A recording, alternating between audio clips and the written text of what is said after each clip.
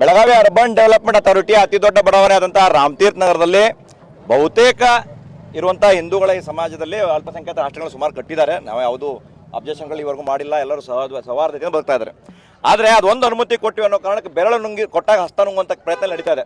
ಇದೇ ಅಲ್ಪಸಂಖ್ಯಾತರ ಹಾಸ್ಟೆಲ್ನ ತಾಲೂಕಾಧಿಕಾರಿಯಾಗಿರುವಂತಹ ರಮೇಶ್ ಅವರು ಹಾಸ್ಟೆಲ್ ಎದುರುಗಡೆ ಇರುವಂತಹ ಸುಮಾರು 18 ರಿಂದ 20 ಗುಂಟೆ ಜಾಗವನ್ನ ಕಬಳಿಸುವ ಹುನ್ನಾರವನ್ನ ಮಾಡಿ ಅದಕ್ಕೆ ಕಾಂಕ್ರೀಟ್ ವಾಲ್ ಕಾಂಪೌಂಡ್ ಅನ್ನ ಹಾಕಿರುವಂತಹ ಕೆಲಸ ಕೂಡ ಆಗಿದೆ.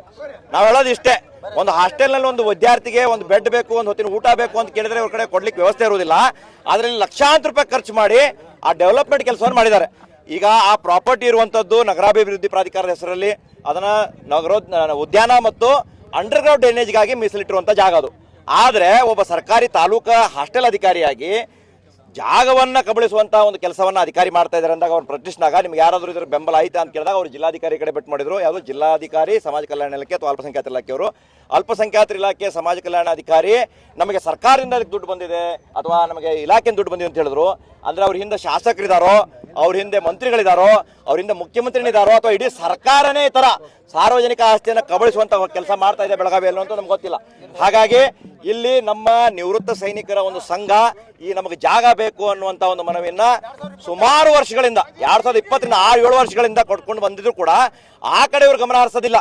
ಒಬ್ಬ ದೇಶಕ್ಕಾಗಿ ದುಡಿದಂತ ಸೈನಿಕ ನನಗೆ ಎಲ್ಲೋ ಒಂದು ಸೂರು ಬೇಕು, ನೆರಳು ಬೇಕು, ನಾವು ಯಾವುದೋ ಒಂದು ಸಂಘಟನೆ ಮಾಡಿಕೊಂಡು ಜನಪರವಾದ ಕೆಲಸಗಳನ್ನು ಮಾಡ್ತೀವಿ ಅಂದ್ರೆ ಅವ್ರು ಜಾಗ ಕೊಡೋಕ್ಕಾಗಿಲ್ಲ ಬುಡ ಅಧಿಕಾರಿಗಳಿಗೆ. ಇವತ್ತು ಅದೇ ಜಾಗವನ್ನ ಅಲ್ಪಸಂಖ್ಯಾತರ ಇಲಾಖೆ ಒಬ್ಬ ಅಧಿಕಾರಿ ಯಕಶ್ಚಿತ್ ತಾಲೂಕಾ ಅಧಿಕಾರಿ ಕಾಂಪೌಂಡ್ ಹಾಕಿ ಲಕ್ಷಗಟ್ಟಲೆ ಖರ್ಚು ಸರ್ಕಾರದ ಹಣವನ್ನು ಪೋಲ್ ಮಾಡಿ ಮುಂದೆ ಹಾಕಿದ್ದಾರೆ. ಅಂದ್ರೆ ಅವ್ರನ್ನ ಕೂಡಲೇ ಅಮಾನತ್ ಮಾಡಬೇಕು ಬುಡಾಧಿಕಾರಿಗಳು, ಅವ್ರ ಮೇಲೆ ಕ್ರಮ ಜರುಗಿಸಬೇಕು. ಆಮೇಲೆ ಅದರಲ್ಲೇ ಜಿಲ್ಲಾಧಿಕಾರಿಗಳನ್ನು ಕೂಡ ಯಾವ ಜಿಲ್ಲಾ ಅಲ್ಪಸಂಖ್ಯಾತ ಇಲಾಖೆ ಅಧಿಕಾರಿ ಅವರು ಕೂಡ ಹೊಣೆ ಮಾಡಬೇಕು ಅಂತೇಳಿ ನಾವು ಇಡೀ ರಾಮತೀರ್ಥ ಜನ ಇದ್ರ ಬಗ್ಗೆ ಆಗ್ರಹಿಸ್ತೇವೆ.